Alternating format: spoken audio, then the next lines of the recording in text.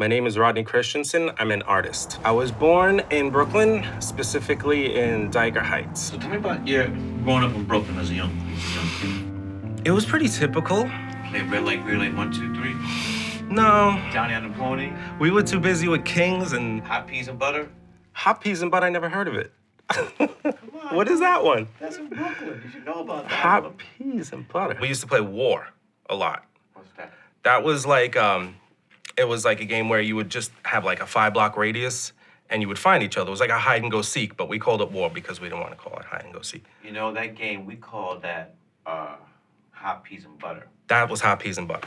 I knew I loved art when I was like 4 or 5 years old. You knew that when you were 4 years old, huh? Yeah, it was just something because when I was done drawing and you know, I had a finished piece of art, it looked like what I was trying to draw. Even at that early age, that kind of satisfaction was like, oh, I'm gonna keep doing this. The reason why I was into music and art is because I was always around it. I mean, my brothers listen to music all day.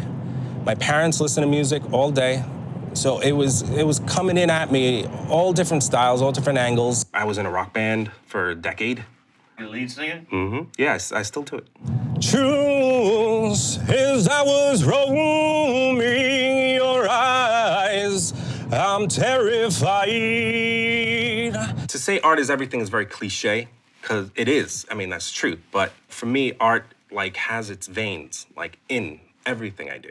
Art is like my passion. Art is like my journey. Art is truth. Art is being honest.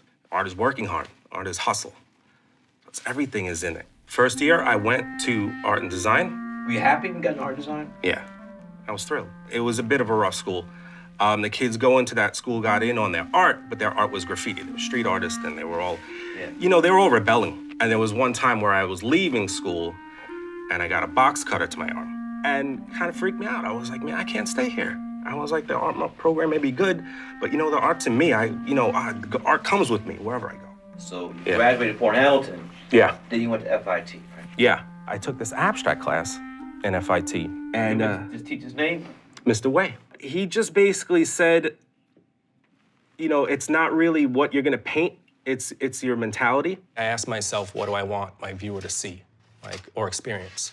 And then I work backwards from there. I like when I have to figure things out, like, because if I know from step one to the last step how I'm doing my painting, I get bored. This experimentation thing is kind of like what excites me. It's basically why I do it, because I want to get to the point where it's like you're looking at a painting like as if you were dreaming about it.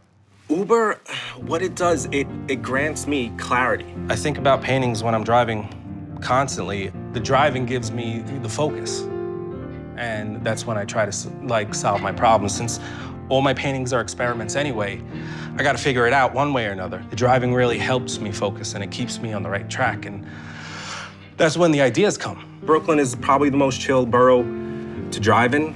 I look at everything as possible inspiration. And I believe that creeps into my work, you know, slowly. Over time, I get influenced by it. All right, we're going to a place called Dobbs Ferry. And it's a big building along the water, along the Hudson River. Really nice. It's got a lot of artists who set up shop there. That's where your studio is? Yeah, that's where the studio is, yeah. And I have a bunch of stuff up there now. I have a couple of ones that I'm midway through. I work in mixed media.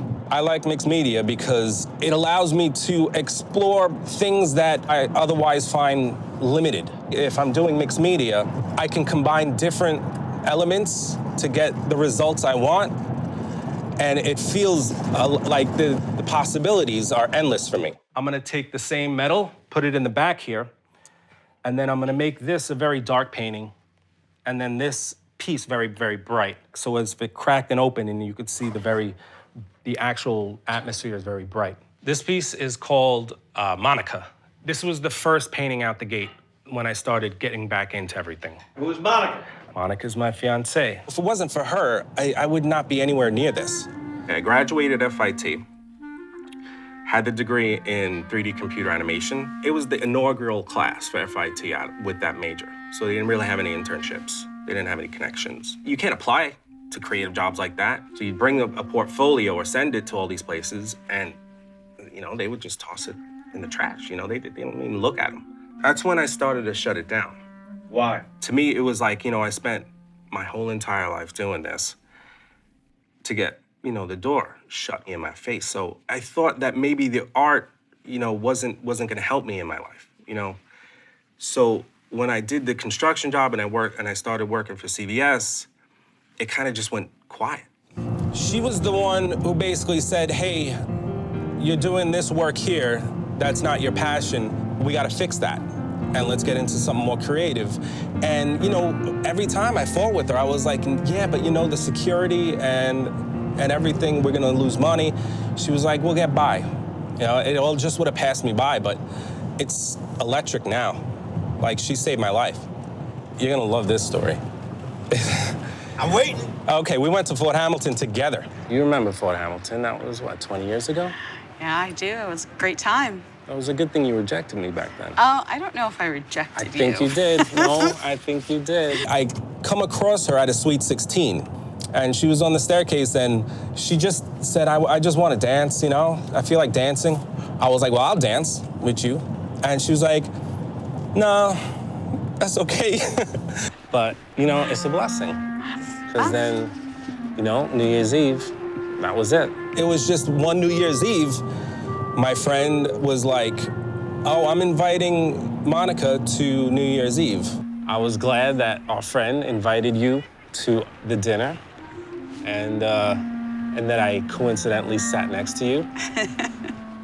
I don't know how much of a coincidence that was. That could have been staged. No, we were the only ones that showed up that night without a ticket to go to the Bell House. We all were supposed to get tickets to this party afterwards, but she was going with other friends. And I thought I could just buy tickets at the door. And I got to the door and they were like, no, you can't come in. She was like, you know what, you can just come with me.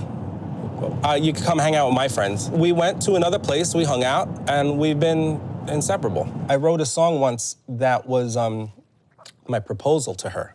So it was a Sunday afternoon. I don't really go to bars on Sunday afternoons. I haven't done that in a while.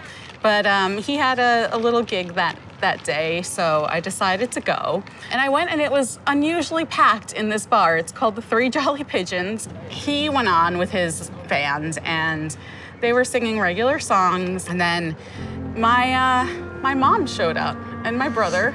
And I still didn't get it. I was like, wow, like this is weird. Everyone's here, but still no idea. And the next thing I know, he walks over to me and gets on his knee. Later on that night, as we turned into bed, held each other tight, and looked at her and said, of all the moments in time, ones with you are best. Let's lay it on the line and stay for all the rest. You made me the man I wanted to be. By the way, will you marry me?